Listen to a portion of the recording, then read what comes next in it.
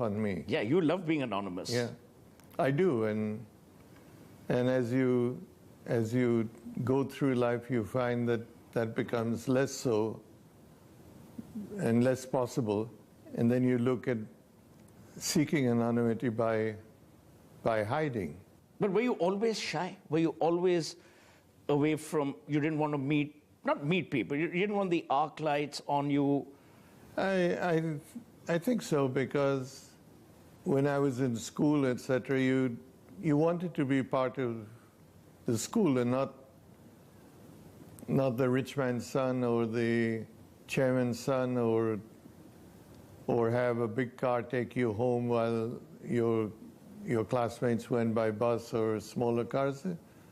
You just wanted to be a normal person. And from time to, I think I owe a lot to my father to ensure that we at no stage grew up, my brother and I, as pompous young people, but as people who would like to be every day. And I think that has stayed with me.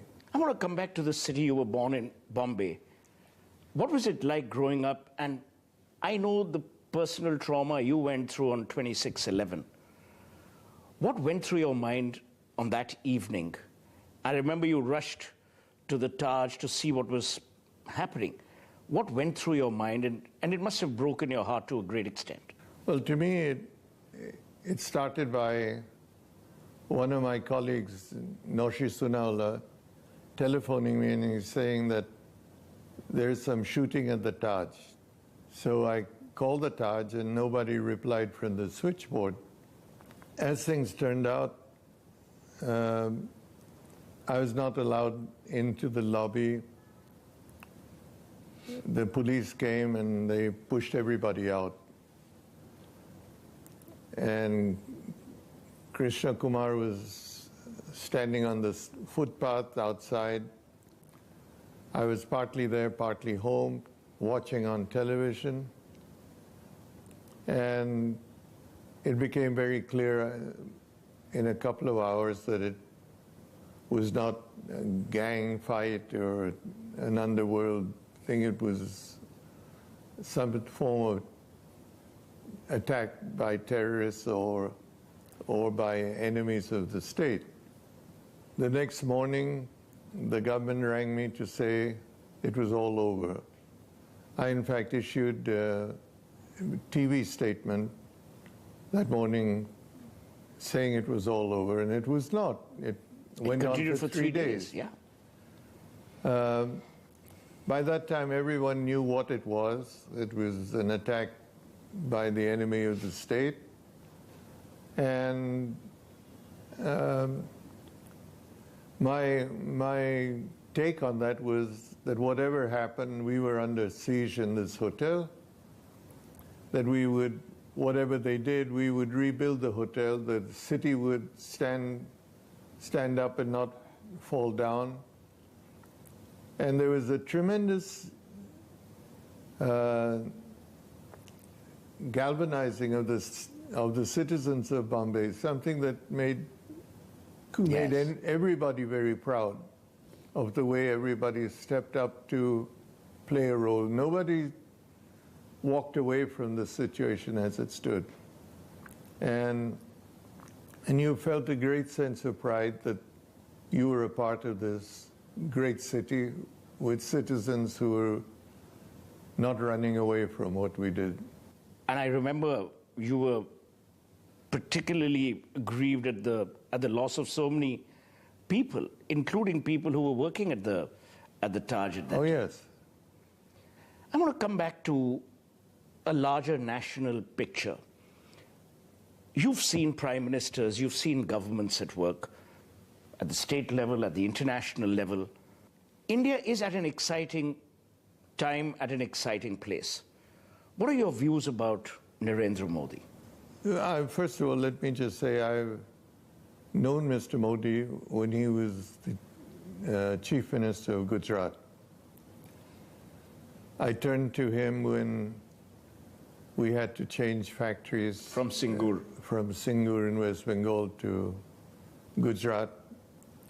So I've seen him and will never forget the way he found solutions for a company that was looking for a home. How was that meeting when you met Mr. Modi in those days and told him about this move? What I've said publicly is he invited me to come to move the factory to Gujarat. And I said, we'd come if we had a home. And he said, I'll get you the land you want in 3 days. Amazing. And then he delivered that. On the third morning, he said, Ratanji, here's the land that I promised. And that just doesn't happen in India. So Mr. Modi, as Prime Minister now, is offering India, the Indian people, a new India. I think we need to give him that opportunity to offer that new India. He's able and capable of and innovative enough to look at India afresh. And I, for one, am optimistic that with his leadership, India will be that new India that he has promised. It's interesting you mentioned the new India. Of late, we've seen you invest in a lot of startups. You're backing a lot of entrepreneurs, young people who are taking great risks. What is your philosophy and why do you choose the kind of investments you make? Well, first of all, the embodiment of a vision that makes a startup happen is important.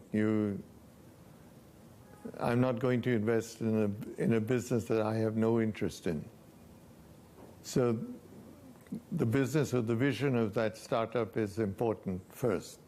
But the most important issue is to meet the founders. I have changed my views sometimes from negative to positive, sometimes positive to negative with the founders. For example, a founder that intends to just scale up his company to sell off, and it's not a company I obviously want to be with. A founder who has a passion to stay with something and build it into a sustainable company that is taking its place is somebody I tend to support. So it varies.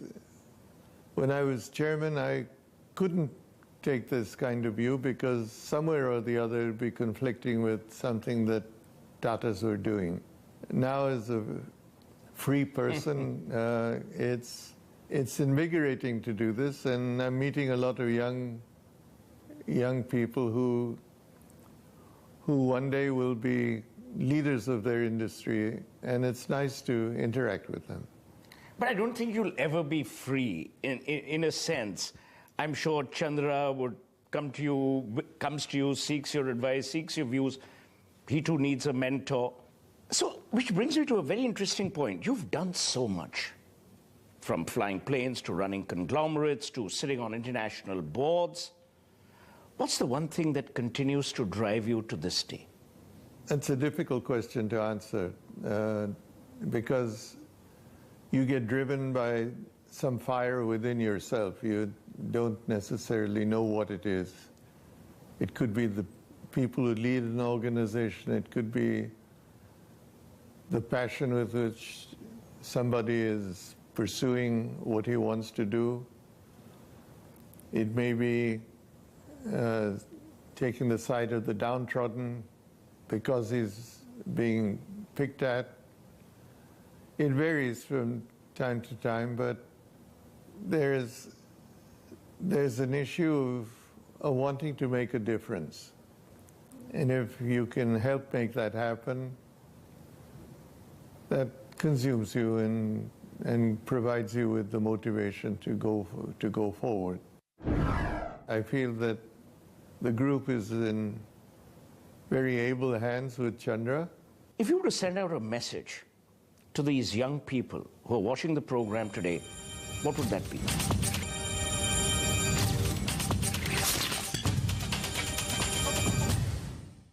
As you said at the beginning of this conversation, that there are still some sociological, there are societal issues that afflict our country. Let's imagine if the Prime Minister were to say, Mr. Tata, please lead one specific nation-altering mission. What would you pick, if asked? First of all, I hope I would never be asked anything like that, because I would not be the kind of person to lead that. I don't think I could answer that off the cuff, and it's too important an issue to give a flippant answer. But I think the way such a thing ought to be done is to be freed of political baggage that often such a thing would carry, and the freedom to the person who's asked to do whatever is necessary to make that happen. Far too often you have a good idea that's squelched because of political or sociological thing. It just cannot be done, or it's too difficult to be done, or it's too risky to be done as such with public funds. And those might be the very things that are necessary to pull a country out of a particular morass that it may be in an area. So I'd like to duck that question of you. From your vantage point, seeing what you've seen of the trusts, of the relationship that the trusts have with the people and with the holding company, do you believe corporate India has really pulled its weight in the area of philanthropy and involved itself in nation building, like in many other countries where individuals get involved with nation building as well? I think the only fair answer to that is there have been certain companies that I think would make everybody proud with what they have done, be it in the pharmaceutical area, or be it in chemicals, or be it in areas relating to rural development, which they've done more than they need to do to have a public face. And there are companies who have not. But I think if you go to any country, you would have the same mix. Same mix. Companies that are conscious and compassionate about the have-nots in their country, and those who don't care. Now that you're at arm's length from the operations of the Tata Group, what excites you the most about the group, and what worries you the most, if anything worries you at all? What excites me is the area we're working at now in trying to transform the trusts, because we're actually, in a manner of speaking, having the same excitement as one did in setting up an industrial enterprise, dealing now with trying to reach people, trying to provide health care. The National Cancer Grid. The cancer grid, nutrition. And while the trusts cannot take care of the country, we're setting some footfalls in the sand, which I must say the state governments and the central government, they're all supporting us fully, and I think what we're trying to do is taken as being genuine and honest, and it's very rewarding to see state governments and the center working with us, things that some people would say could never happen. So that's the trust. What excites you about the Tata, the House of Tata, the industrial bit, and what worries you the most, if anything? I think That's too hot a question to answer, given what we've been going through in the last several months. All I'd like to say is that I feel that the group is in very able hands with Chandra, and businesses are cyclic. They will have their ups and downs.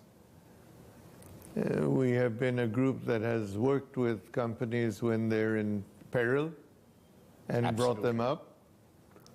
And I hope we can continue to do that in the years gone by. We will probably, the group will look different over the next 10 years. There'll be companies that were not there earlier, and there'll be companies that were there, not there 10 years from now, because they will not be relevant, or they may have been sold or transferred to another company. So the face of Tatas may change, but so long as there's still the same drive to make this an enterprise or a conglomeration of enterprises that operate with ethical standards and value systems, I think I would feel very proud. I know you're not the preachy kind and you don't like pontificating, but there are going to be tons of young people watching this conversation. They're going to be watching it on television. They're going to see snippets online. Many, and you know this yourself, many admire the house of Tata, they admire the Tata way of life, and they admire Ratan Tata. If you were to send out a message to these young people who are watching the program today, what would that be? It could be anything. It could be business, nation, whatever. What I would tend to want to convey is that people should do what they believe is the right thing to do. However, usually that's also the most difficult thing to do. And it's the riskiest thing to do. But if they believe in something, they should pursue it. And they should, like I said earlier, try to make a difference. Not a difference that's disruptive or negative, but a constructive difference. One other thing I would like to add, which sounds politic, but it's not. We as a country, or the citizens of a country, need to get back the pride that we should have, that we are Indians. Not that we're Punjabis or Parsis or Tamils, but that we're Indians first. That we have a country that we belong to and that we should be proud of. We seem to be losing that somewhere. Why? I think there are many reasons for that, but I think that can be won back to a sense of pride. We shouldn't have that sense of pride every time we go to war or have a conflict or get attacked by terrorists. It should be there all the time. And to my mind, Modi's working on that, and he has been working on that. Yes, he has, absolutely. And he has built a vision of a unified India, and people may disagree with that, but I think that that's what the country needs at this point in time. It needs everybody to rally around the direction that the leaders are giving us. So one hopes that the young of tomorrow will be driven by that to some extent. So then I won't ask you which was your most despaired moment, as it were. That's an easier one to answer, because I've always felt the greatest despair I had was when Tatas decided to put Central India Mills, which was what Jamsetji started, into liquidation for, if I recall at that time, it was 50 lakhs of rupees. Yes. I thought this was a very un-Tata-like move.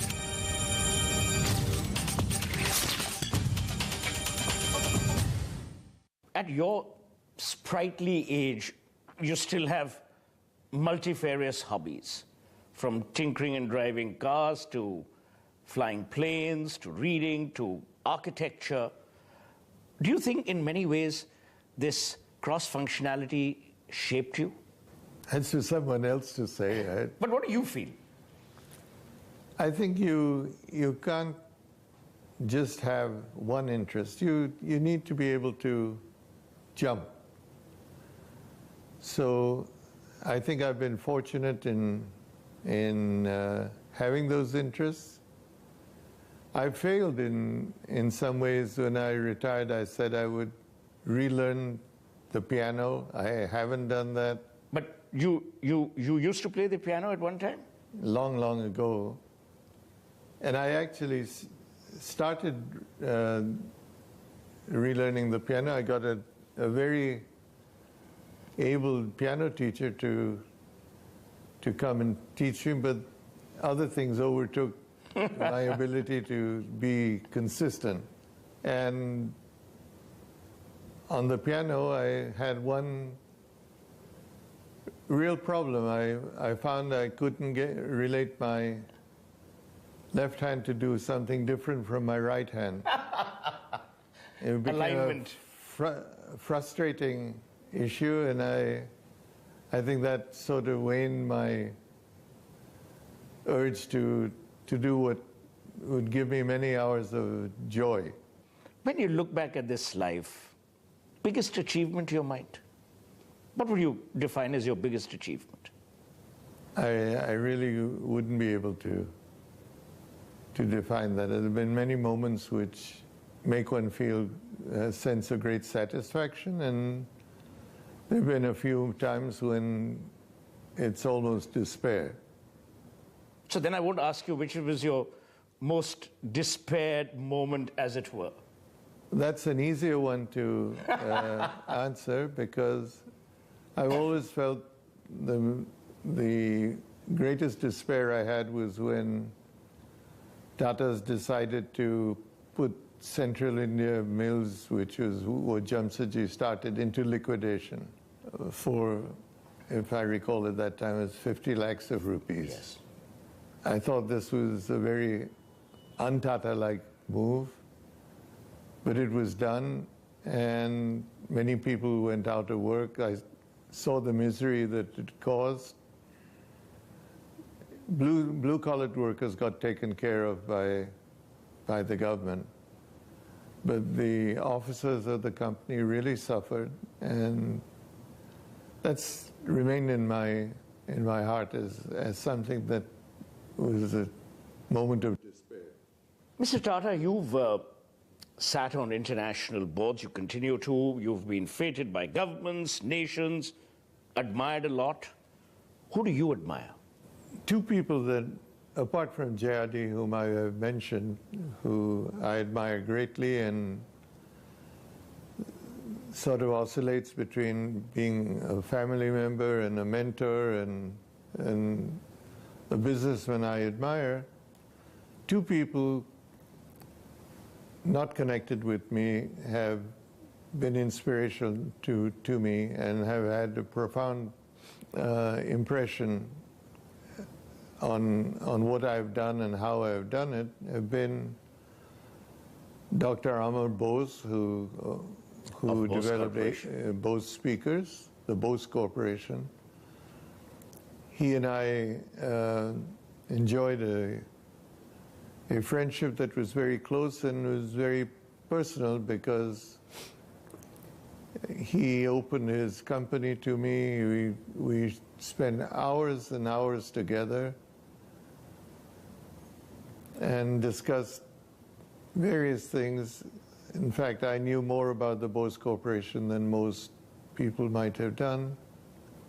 And the other person is a person called Henry Schott, who was the chairman of Cummins Engine Company, where we had a joint venture with The Tata Cummins, yeah. Then became the chairman of Lucent, which was the telecom company that merged with Alcatel. Those two people were were people that, and Henry continues to be today. Dr. Bose died a couple of years ago. People that have had a great influence on my career. The one thing that you've managed to hide very successfully from people is a deep sense of wit that you possess. We saw glimpses of it when you related that street urchin story. And isn't that a very Parsi trait to have, I wouldn't say wicked, but to have titillating wit? And why have you hidden it from people? I haven't hidden it from people. Some people bring it out. The other day, had that not been mentioned, it would never have occurred to me to allude to something that I do all the time, to speak. Again, it's... No, so what happened with that street urchin? You were driving. Yeah. And then? No, it's not something. I always used to stop and talk to them, because many of them are bright young kids who just don't have a chance. They're not interested in going to school. They're interested in a job. And they make more money than they would make if they were working. And they're just a part of India that's fascinating. It's the young India of tomorrow. Do you think when you look back, the appetite for risk amongst the youth in India has increased? Earlier we would follow traditional patterns of jobs. Now more and more people are self-starters. It depends on the area. People like the street urchins, what chance do they have? They look for a job. They live by day to day, and they sometimes skate on thin ice in terms of the law. It's a difficult thing to relate them to a middle-class family that works hard, goes to school or college, aspires to be in a company.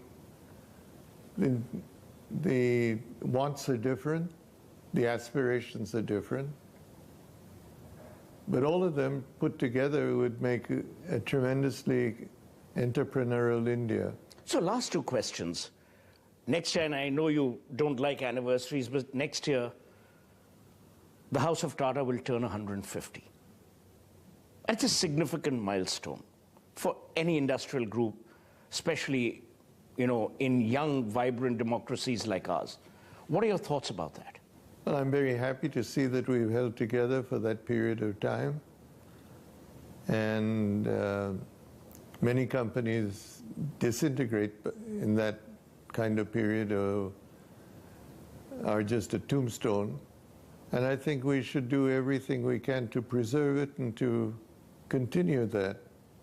As I said earlier, the group may change. It may look different in the next 30 years, 50 years, but it should embody the same values and the same ethical standards that it has had. Should never forget that most of its earnings go to philanthropy, not in the pockets of founders and leaders, and that it's doing something for the common good of mankind. I think that's very satisfying if that were to happen. Finally, how would Ratan Tata like to be remembered? Very quickly, what I said earlier, I'd like to be remembered as a person who made a difference. Not anything more, not anything less. That's as brief, as pithy, and as deep as it can be. Thank you, Mr. Tata, for this lovely conversation. It's very rare to get you to speak, but I'm glad you agreed. There are people who want to hear you. And I'm glad we touched upon some of the issues that we did, from business to nation to the world. Thank you so much. Thank you, Sahil. It's always a pleasure to deal with you and to interact with you. and the pleasure has been mine.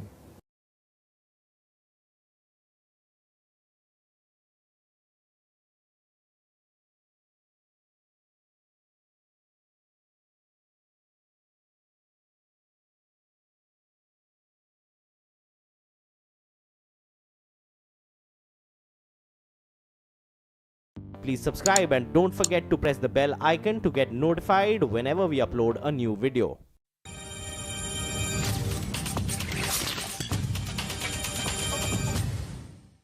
There are very few people in the world, and more so in India, who inspire with decency, with a strong set of values, who believe in what they say, who are torchbearers of not just a legacy, but who are deeply passionate about India.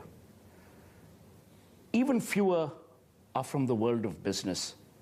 But today, I have a guest who is not just a colossus, but actually an inspiration to people across ages. Age doesn't define him, his work does. And he continues this tirelessly as someone who always believes in what he does and does what he believes in. Welcome, Mr. Tata. Thank you, Sohail. It's nice to be here. Sir, Ratan Tata Trust will be completing almost 125 years of its existence, the first of the trusts. When you look back at the work that the Tata Trusts have done, what do you feel, and what ignites this feeling of compassion and giving back? Well, I have a great sense of pride that over these 125 years,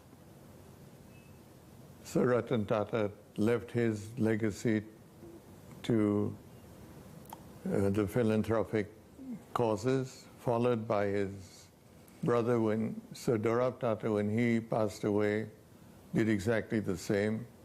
And over the years, Tatas have been structured by the holding company or the proprietor's ownership being held by two charitable trusts, and over the years an increase in the number of charity trusts that were created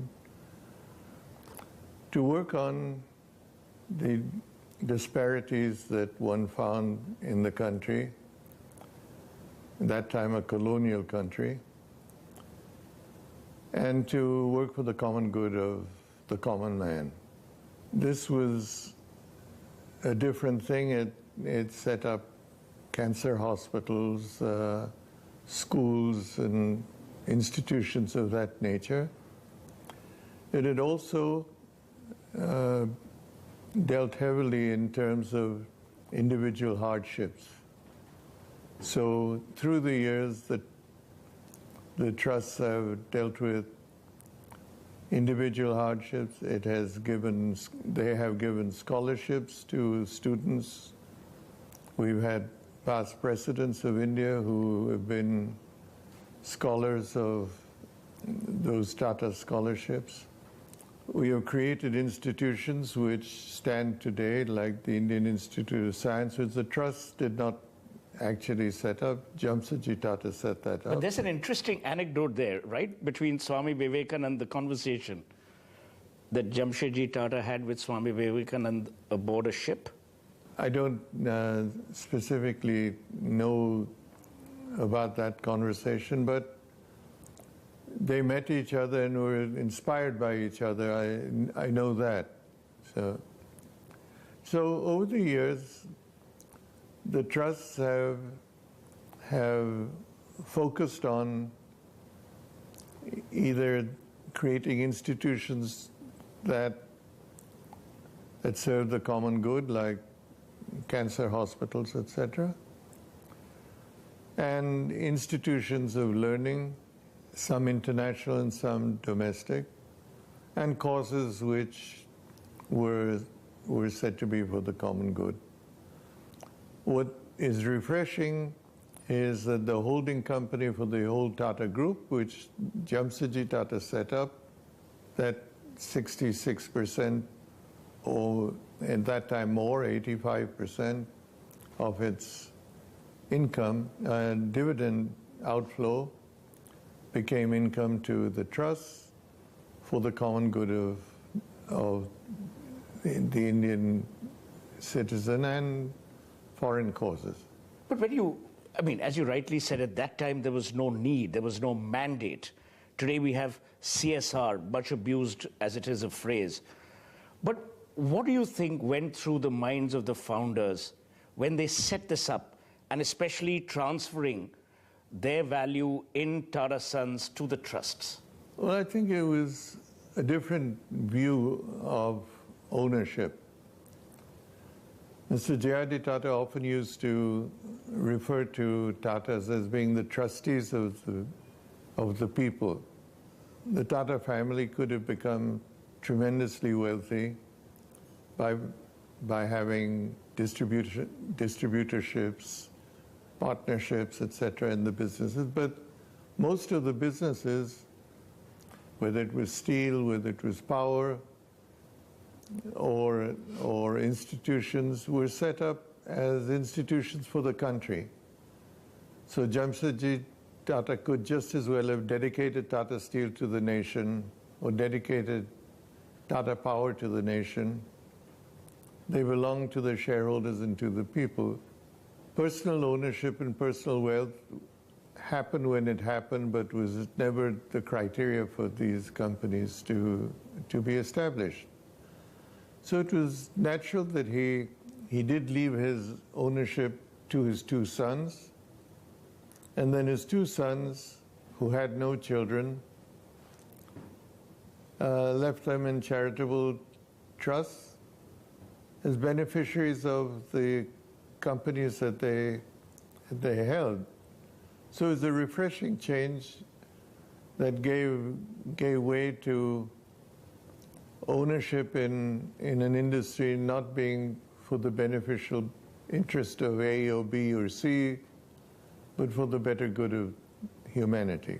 So if you look at the trusts today, they span a wide range of sectors.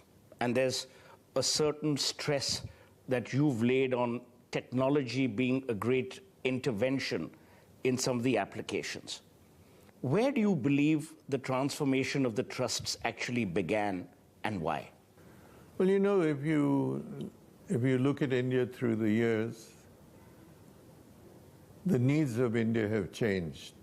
We had famines, food famines in the British times. Yeah. We don't have famines any longer. We had a majority of the people living in the rural areas. Today there's a mass migration to the urban areas, giving finally an important issue of creating an important issue of urban poverty and hardships that didn't exist before. The creation of jobs in industrial organizations. Today, automation and differences in terms of value chains, etc., make human jobs less important than machine jobs in many companies. So the needs of the nation have changed. Food shortages continue to exist in pockets. Water shortage is something that never existed in the past, but is an issue today. A much larger population and creating jobs and knowledge. These are all issues that are issues of the changing times. For the trust to continue to do what they did at the turn of the century would be to be sitting in the twilight thinking that the issues of the country were the same. And to me, that would have been a disappointment. So I think the trusts have gone through and are going through a transformation that, to use short term, is making the trusts relevant today. If we had not done that, they would have become irrelevant and creator of edifices that stood out as as evidence of what the trust did, but did not make a contribution to the country. While I completely agree about the relevance of the trust, the one thing that a lot of people talk about is the Tata culture, the Tata way of life. If you work for the Tatas, on the one hand, it's almost as we are working for a family. On the other, it's almost as if you're part of a legacy. How have successive leaders, you, before you, JRD, how have you managed to retain that Tata culture in times which are sadly materialistic, competitive? How have you maintained that culture? First of all, that culture becomes embodied in the DNA of an organization. It's set off by the early leaders, the founder in our case, who never was in need of wealth because he had it all, but it wasn't what drove him. Success of giving India its own independence in steel or power or the hospitality area were what gave him the pride that he had made India self-sufficient. He didn't at that time look at the companies as being his, but belonging to the country. Somehow that prevailed through the years, through his sons, and then through J.R.D. Tata for 50 years or so, where J.R.D. would stand in a line rather than jump Beat a the queue. Yeah. Where he would give way to a customer first and not him. And that humility, I think, became embodied in what all the leaders of Tata companies had done. And we should protect that ferociously. The day we lose that, I think we've lost an important facet or input in the companies that we have.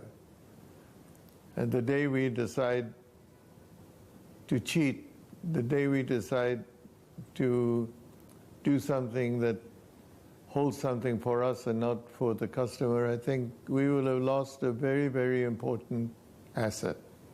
Has it been tough to stick by these values, especially during times when values were being trampled upon because of politics, competition, blah, blah, blah?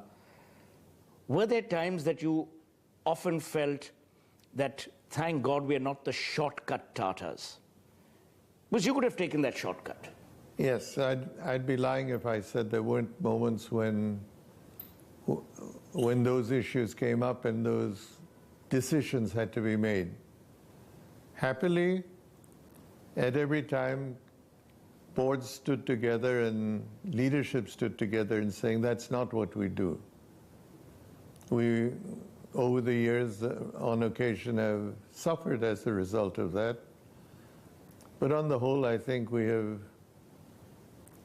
I believe that it's very important to come back at night and say, I have not succumbed. I love that. Because it's very easy to succumb. Yeah. I mean, you must have faced political pressure, economic pressures, and yet you stood the course. Sometimes you didn't know if you were doing the right thing. All things are not black and white. You have a choice. One choice leads you down a certain path long term. Another leads you down another path short term. And then you have to weigh one issue against another. Hopefully you make the right decision. Sometimes we don't, but we do it with innocence or naivety rather than intent and negativity. So I think that's a sort of dilemma that faces many leaders in the corporate world or politics. So it does in the business community too. He invited me to come to just move the factory to